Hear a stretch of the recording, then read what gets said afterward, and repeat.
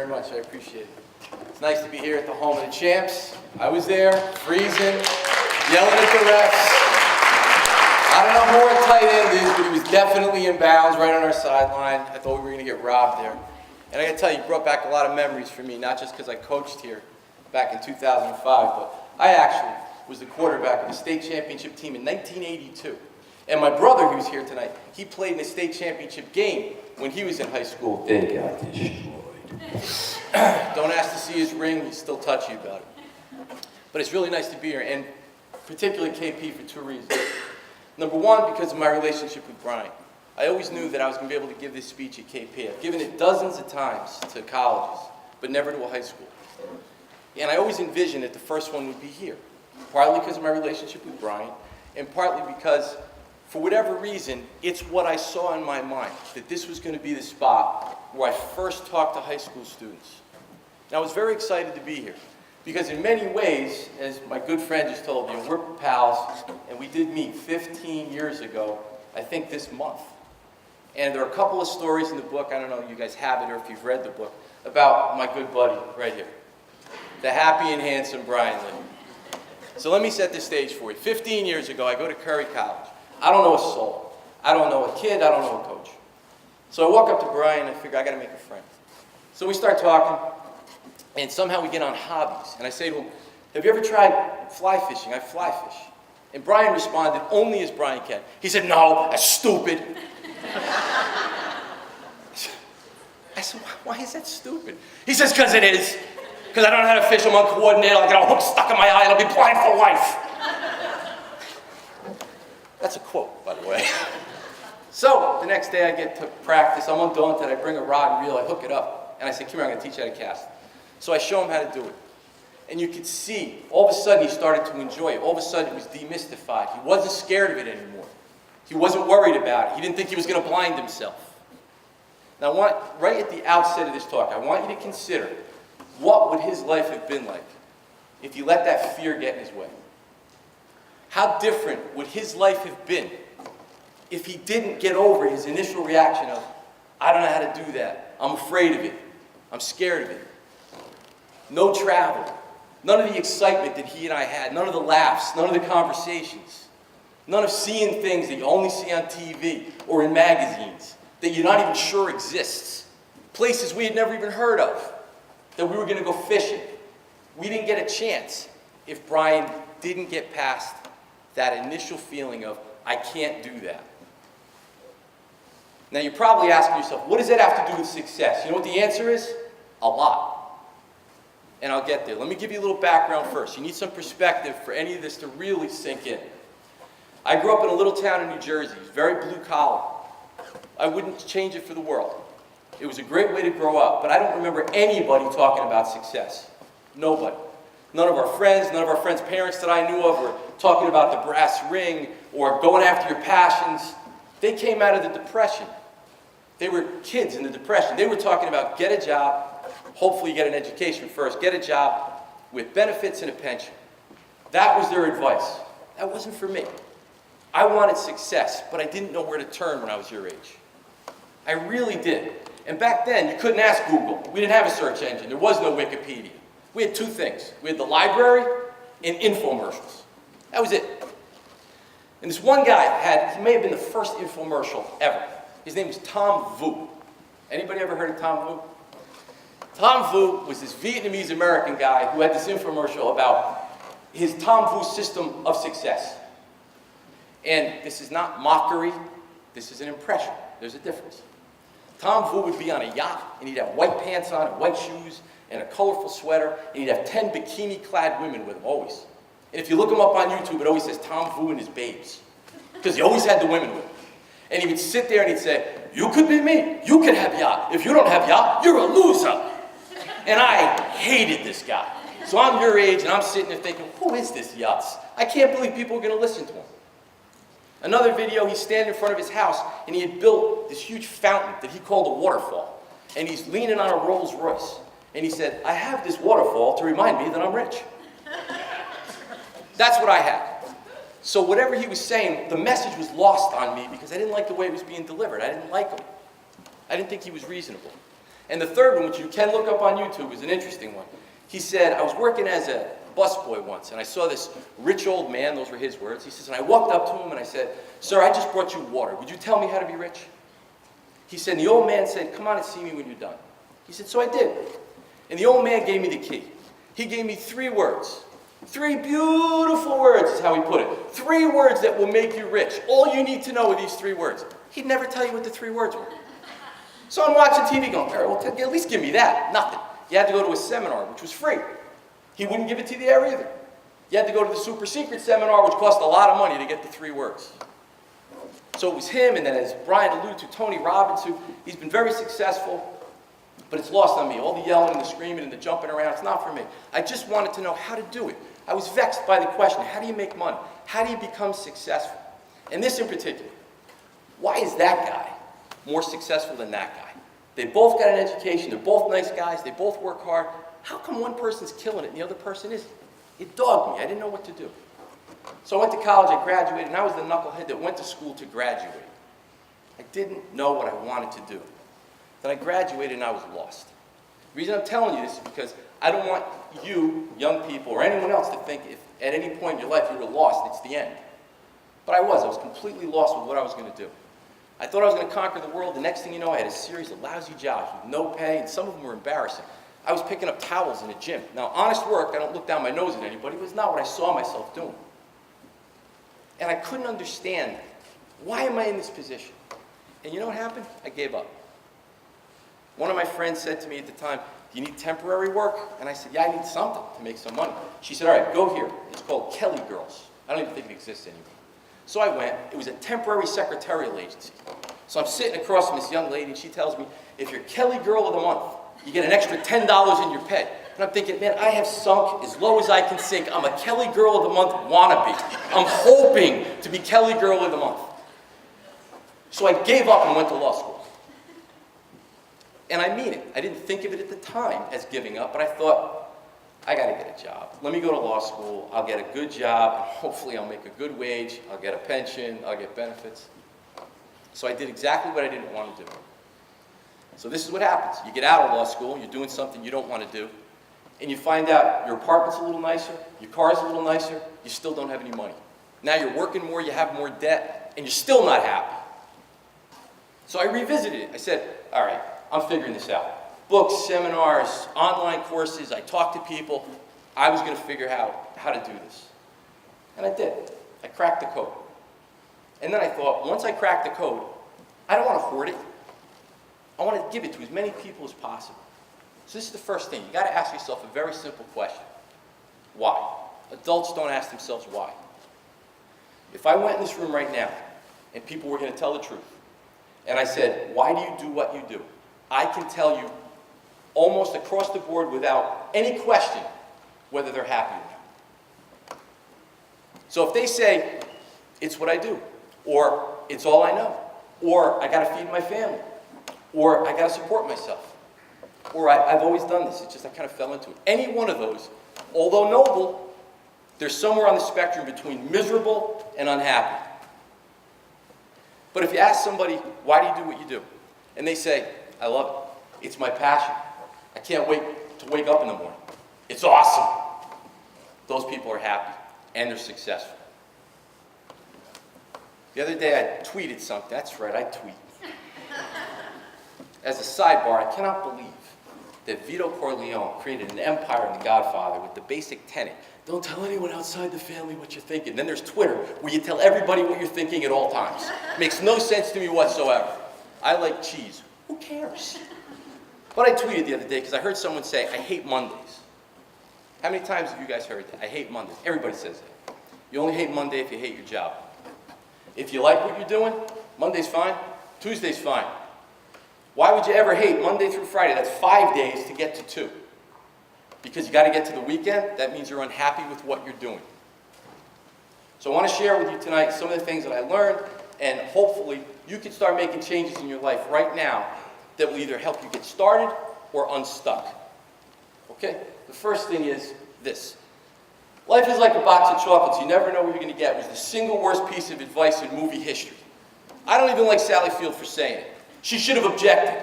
Ridiculous. You should know exactly what you're going to get because it's what you set out to get. The single biggest mistake you can make is allowing fate to just dictate what's going to happen to you. That's a guaranteed way to be, in your own mind, a failure and not to achieve the success that you want, is to let life just decide on its own what's going to happen to you. You're the master of your destiny. You have to decide what you want out of life, and this is where it starts. So you ready for this? You got to start at the end. So what does that mean? You can do it today. I don't care how old you are. You have to think about, where do you want to be in the end? What do you want to achieve? How do you know how to get there unless you know where there is? Otherwise, you're just floating through life, waiting for something to happen. And I can guarantee you, you'll be unhappy. Because it's not going to happen. Yes, you can win the lottery, but it's 33 million to 1. You want those odds? You got to figure out, what is it that I want? And you got to think about it. Most people never think. Henry Ford said, thinking is the hardest work there is, that's why no one does it. So let me give you 3 different ways to get to that. I want to give you 3 case studies. The first one is Derek Jeter. Derek Jeter got the same homework assignment that every single person in this room, every single person that went through Education America got at some point. What do you want to be when you grow up? And he wrote, I'm going to play shortstop for the New York Yankees. He encapsulated 50% of this book in a sentence. He was confident, he was clear, he was decisive. I will play shortstop for the New York Yankees. He named the position in the team. Now here's a kicker in that. His teacher called his parents in and said, you got to talk to this kid. His aspirations are too high. You got to tamp those down. That's heresy. Don't ever do that. That's his dream. And he knew what he wanted. And he was unequivocal. He didn't say, or I'll go to barber college. He knew what he wanted, but he is the rarity. He's like that 1% that know exactly what they want to do. Now, has anybody in here heard of Sarah Blakely? Sarah Blakely's got 5 times the amount of money as Derek Jeter, and she's a self-made woman. She's a self-made billionaire. Here's her story in brief. She graduates college. Her father's a prominent lawyer. He wants her to go to law school. All right, stop right there. Never let anyone else pick your dream. You can't do that. It's like having someone else pick out your wife or your husband and say, just show up at the church and marry this person. Don't ever do that. It's your dream. No one can pick your dream for you. Even if they're well-intentioned, even if it's your parent or a guidance counselor or someone who cares about you, they cannot do it. Only you can do that. So she takes the law school admissions test, and according to her, she flunks it twice. Can't really flunk it. She just did so poorly on it, she couldn't get into law school. Stop and ask why. You know she became a billionaire, so she's certainly not dumb. Why did she do poorly? It wasn't her dream. She didn't want that. So she starts selling fax machines and copiers door to door, and does well. But she doesn't love it. She once, believe it or not, tried to be goofy at Disney World, and she got turned down. So think about this. Someone who's trying to be goofy at Disney World ultimately succeeds. How? She didn't know exactly what she wanted to do, but she had an idea. So this is what she wrote down. She took a piece of paper and she said, I want to invent a product that makes people feel good and that I can sell to millions of people. Now that seems somewhat vague. But in her words, she said, the minute I wrote that down, I was on high alert. For I knew that product would come into my life. So one night she's getting ready for a date. She has panty lines. She's wearing her pants. She doesn't like the way they look, so she puts nylons on under her pants. But she doesn't like the way her nylon-clad feet look with open-toe shoes, so she cuts the bottoms off. And she said, at that second, I knew. Spanx was created. And she became a billionaire. She went from, you couldn't be goofy, to a billionaire. Kind of like me. I'm not a billionaire, but I couldn't be a Kelly girl. All right? That's how you can do it. Now let me give you the third one, and I'm going to use myself as an example. How did I get here talking to you tonight? I once heard Steven Spielberg say that he was talking to his children, and he told them, your dream doesn't always scream at you. See, I thought it did. I thought everybody was like Derek Jeter who succeeded. They knew exactly what they wanted. He said, your dream doesn't always scream. Sometimes it whispers, and you got to pay attention. So this is what happened to me. As Brian said, I coached now for 13 years. My brother was kind enough to let me leave work 3 o'clock, 3 months out of the year. And I became the associate head coach at a college. Then the head coach got fired, and I got fired. So all my friends said, are you going to coach again? John's, I'm friends with, Wasp, are you going to coach again? I said, I don't know, I got to think about it. Exactly what I'm telling you to do. You got to think, you got to really break it down. And I thought, do I love coaching? Well, you got to take it in its totality. Do I love film? Do I love going to workouts in the off season? Do I love recruiting? And the answer was I liked it, but I didn't love it. So I thought, what do I love? I used to have Thursday night meetings with the kids. They were voluntary, but everybody always showed up. And we would never talk about football, ever. It was always this. It was life, love, money, finance, resilience, overcoming adversity, life stuff, life skills. And I thought about it, and I thought, nothing makes me happier than when a kid comes back after graduation and says, remember that thing you said? I have that on a plaque on my wall. Do you know I tell my whole sales team that thing that you used to say? I love that. So I thought, I'll tell you what, I'm not going to coach anymore. I'm going to write a book, and I'm going to lecture. And instead of talking to the same 80 kids, I'm going to try to reach as many people as possible to try to change their lives. And that's what I'm in the process of doing. And this is how you do it. Your thoughts create your reality. Now it's a multi-dimensional comment. Let me see if I can explain. That means good and bad. How many of us are negative on a day in, day out basis? Almost everybody. Almost everybody. I see guys hitting people over here. Yeah. If I didn't have bad luck, I'd have no luck at all. Nothing works out for me. I'm not smart enough. I'm not strong enough. I'm not whatever enough. It's become part of who most everybody is. I can't fly fish. I can't do that. I'm a lousy bowler. Fill in the blank. It doesn't matter. Everybody says, I can't do that. And the worst one of all, I don't have the time. That's the biggest BS line that was ever created. I don't have the time. Everybody has exactly the same amount of time every day. And if something's important to you, you'll do it. You know, people have asked me, when did you find time to write a book? You could do it too, if it was important to you. You got to be mindful of what you think and what you say, because you run yourself down, and you're convincing yourself that you can't be something. Try to go one day without saying a negative thought, or saying something out loud negatively. Try. This guy's a jerk. I can't believe this. Doesn't anybody know what they're doing? It's part of who almost everybody is nowadays. If I hear somebody in a supermarket say anything negative about themselves, I swear this is true. I'll walk up to them and say, with that attitude, you're going to have a problem. And no one has ever punched me, not even once. Never. You know why? They want someone to say, all right, how do I get there? They want hope. And I do. I walk right up to them and say, you got to knock that off. You got to knock off thinking negatively. And so few people can do it. People closest to me that I love, I'll hear them say, I can't do it, I'm too old. I'm too young. I missed my window. You know what all these are? Every one of them? Fear. Fear. We concoct in our head fear. What we're so afraid of, I have no idea. So I copped this from someone. I didn't come up with it. It says fear stands for false events appearing real. Absolutely true. We concoct in our heads everything that's going to go wrong instead of seeing everything that's going to go right. And I'm not immune to it. I wrote the book. I believe in this stuff like I believe the sun's coming up tomorrow. This is what happened to me. We moved to Duxbury, a coastal community, my lovely wife and I. And everybody says, you're going to get a boat? You got to get a boat. You live near the water, you got to get a boat. She says to me, what do you think? You want to get a boat? I'm from New Jersey. Boating wasn't even a word. I didn't even know it was a verb. We didn't boat. I got to get a boat. So in my mouth, I'm saying, okay, we could get a boat. In my head, I'm thinking, I'm going to crash the thing. I'm going to kill people. The thing's going to go straight down. This is going to be a disaster. So I'm catching myself. Now I'm doing it. Then I thought about every knucklehead who has a boat. And I thought, I got to be able to do this. So we bought a boat. Never had more fun in my life. It's awesome. Take our friends out, take our family out. Last 4th of July, we watch fireworks from the water. Now, I'm no different than Brian. All right? Even though I believe in this stuff, it sneaks in if you allow it to.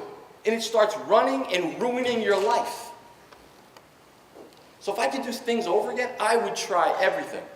I would have tried being a goalie in hockey. I would have tried sculpting. I would have tried everything. I would have been afraid of nothing. Because all you're going to do is harm yourself when you do that. You need this perceptual shift about what you can and can't do. And they're called limiting beliefs. There are two kinds. The kind you put on yourself, what you believe you're not capable of. And the second kind is a sin. It's other people putting it on you, foisting it on you, telling you what you're capable of and what you're not. No one should ever do that. No parent should do that. No guidance counselor should do that, ever. My wife has a friend who said, she went to a guidance counselor in high school, and they said, what do you want to do? And she said, I want to build houses. And they said, no, you can't do that. You should look into this. Ridiculous. Why wouldn't you foster that in your kids or in anybody else? Isn't the goal to be happy? Because when you're happy, you're going to make money. You're going to be successful if you love what you're doing. If you hate what you're doing, you're going to struggle like hell. I guarantee it. So these are limiting beliefs. You've got to be mindful of them because they're going to hold you back. Whether you're putting them on yourself or if other people are putting them on you. That's a problem. You've got to limit your time with that, and you got to ask questions like why. So if you have this venture, this idea you want, and you say to someone, what do you think? And they say, it'll never work. Always ask why. Just like that first slide. Why? It just won't. Disregard it entirely. As if they never said anything because they didn't say anything. They didn't help you. They didn't offer you anything. You know what they're doing? They're putting their negativity on you. They're afraid of it. They don't know how to do it. Therefore, they say you shouldn't do it. You're not going to succeed. So let me tell you a story. I have a story for everyone. Sam Walton started Walmart. He revolutionized the retail world and became the richest person in the United States. Sam Walton started his career working for J.C. Penney. Not the store. The guy. There was a guy, J.C. Penney. And he worked for him. And J.C. Penney calls young Sam in one day and says, I like you. You're a nice kid. He said, but you're not cut out for retail. And he fires him. Not cut out for retail. So Sam Walton walks out, licks his wounds, and opens up down the street and revolutionizes the retail world. When he died, he split his fortune up equally between his wife and his 3 kids.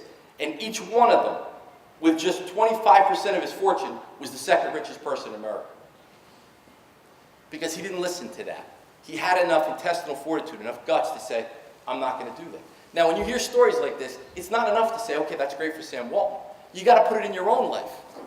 You have to learn from this and apply it in your own life. So my first legal job, I got a job with a great firm. I was killing it. I was doing really well. They called me in after 2 years, and they gave me a $7,500 raise and fired me. Who the hell gives somebody a raise and fires them in the same conversation? That happened to me. And you know what they said to me? You're not cut out for tort law. So I remember this story about Sam Walton. I licked my wounds. My brother and I started a firm just doing tort law, and we've made tens of millions of dollars. We've settled hundreds of millions of dollars of cases, and they told me I wasn't cut out for it. You can't listen to that. It's your dream.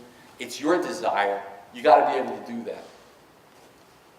Now, this is the next phase of that. Impossible is an opinion. There are going to be a lot of people who tell you things are impossible. I mean a lot.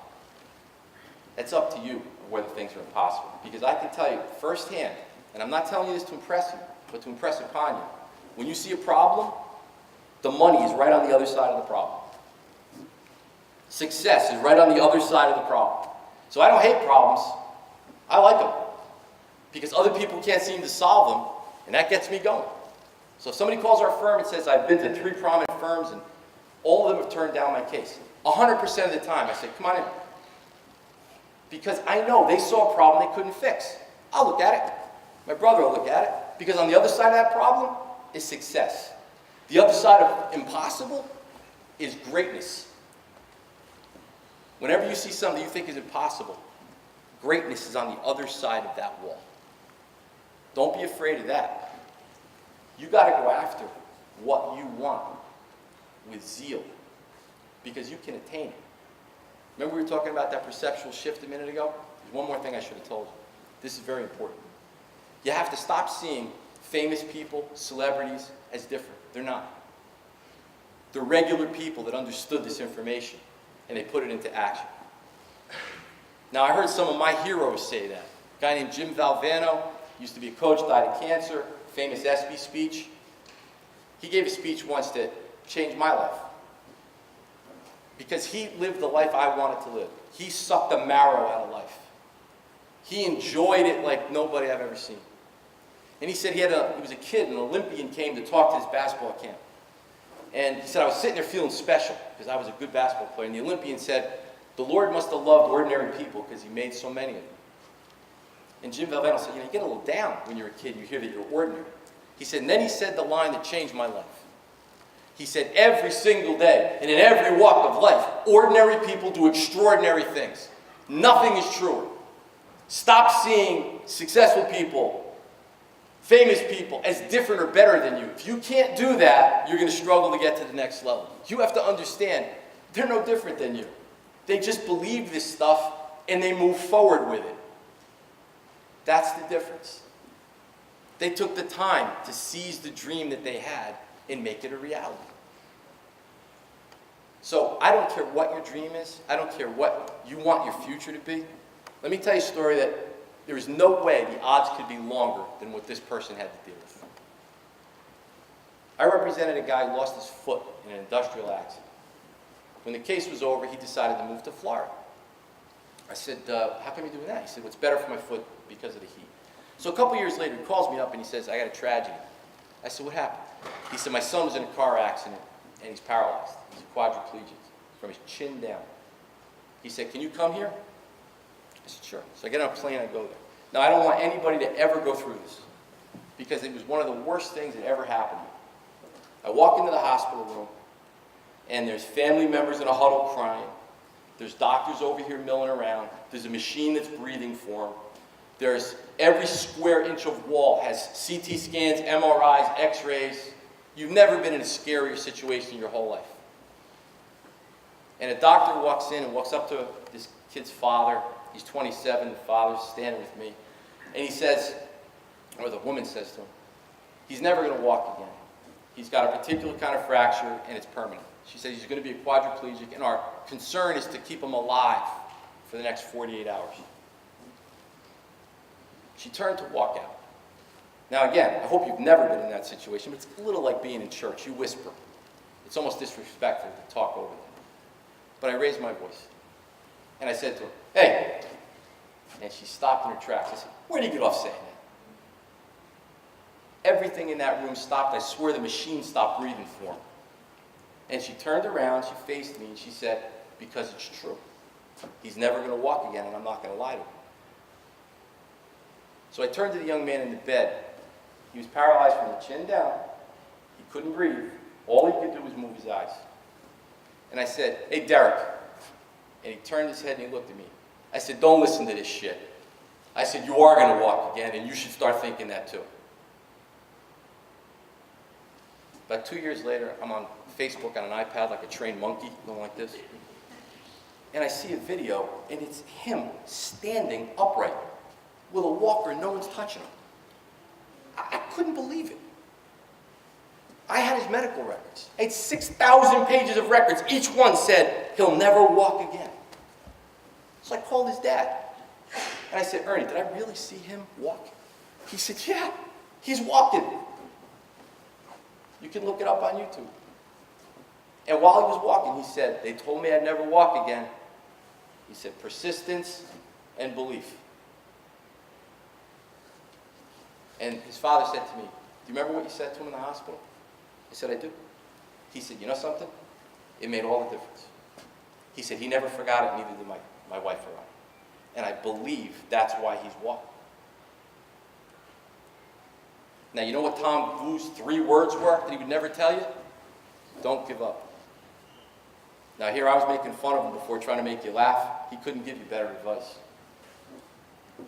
If you have a situation where you have a dream or a desire or something you really want to attain, and you don't recognize failure, and you persist until you get it, I guarantee you'll get it. I've lived it. I guarantee you success. Bold statement. When Thomas Edison invented the light bulb, somebody said to him, is it true you failed 10,000 times? He said, no. They said, well, we heard you failed 10,000 times. He said, no. I proved definitively 10,000 times that that particular configuration didn't work. See, he didn't recognize failure. He saw it the way I do, the way I know a lot of people in this room do. All success is failure, failure, failure, failure, overcoming failure till you get to success. That's how you do it. Just don't accept it as failure. It's a stepping stone, nothing more. That's all it is. And you live a happier life that way. So now I'm going to say something that's unpopular. And I don't want you to judge me till I'm finished, especially you. having money is awesome. It's great. Now, everybody in here who just thought it isn't everything, never said it was. But if you have other things in your life that are in place, and I deal with every one of them in this book, if you have the greatest wife a man could ever have, if you have a terrific son, if you have fantastic friends, if you live your life in a morally mindful way, and you understand the importance of integrity, honesty, gratitude, perseverance, then when you get the money, life is fantastic. And there's so many adults in here who can appreciate what I'm talking about. Your whole life becomes about paying bills. The bills you can't pay, the vacation you can't take, what you can't get somebody. When you have it and you're a good person, because it won't work if you're not. If you live a life of integrity and you come into that, you wouldn't believe how much better life is. I know that's unpopular to say in polite society, but it is true. You can help your friends. You can take the vacation you want, not the one that you can afford. You can get the car that you always wanted, and no one's going to miss a meal. Your whole life changes. It's fantastic. There's nothing left to fight about. And that's what I want for you. So let me leave you with a metaphor. Because you have to make a decision of whether you're going to invest $10 in a book and read it. I know you guys got it for free. I'm not going to ask who read it, because not one hand will go up.